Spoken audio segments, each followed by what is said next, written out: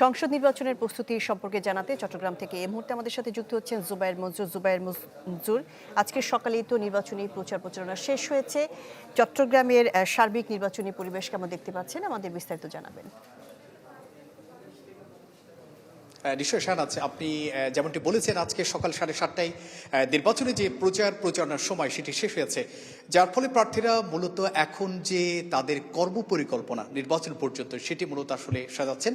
আমরা এখন আছি চট্টগ্রামের পাঁচলাইশে, এখানে আমার সাথে আজকে যুক্ত হবেন চট্টগ্রাম 10 আসনের বিএনপি মনোনীত প্রার্থী সাইদ আল-নোমান।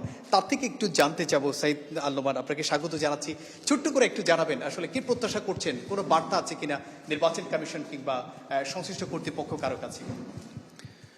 প্রত্যাশা তো অনেক, ২৬ বছরের প্রত্যাশা। ২০০১-এর পরে আমরা কোনো সুষ্ঠু নিরপেক্ষ নির্বাচন পাই নাই, ২০০৮ থেকেই পাই নাই।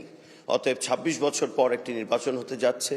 আমি খুব সংক্ষেপে বলতে চাই যে আমাদের পোলিং অফিসার অর্থাৎ সরকারের দিক থেকে যারা আসবেন, প্রিসাইডিং অফিসার, আর প্রার্থীদের দিক থেকে যারা যাবেন পোলিং এজেন্ট, আমি সবার কাছে একটি কর্তব্য দায়িত্ব হিসেবে এই কাজটি জাতির জন্য আমি বলবো আপনারা করবেন, যেন আমাদের সেন্টারের ভেতরে আপনারা নজর রাখবেন এমনভাবে ওখানে কোনো অপকৌশল কাজে না আসে অন্যদের, অপর পক্ষের। এবং সশস্ত্র বাহিনী, আইন শৃঙ্খলা বাহিনী, নির্বাচন কমিশন, আমাদের জুডিশিয়াল ম্যাজিস্ট্রেট, এক্সিকিউটিভ ম্যাজিস্ট্রেট, তারা যদি তাদের কাজটি নিষ্ঠার সাথে, সততার সাথে করেন তাহলে এবং দেশপ্রেমের সাথে, তাহলে আমরা একটা অসাধারণ নির্বাচন 12ই ফেব্রুয়ারি পেতে যাচ্ছি।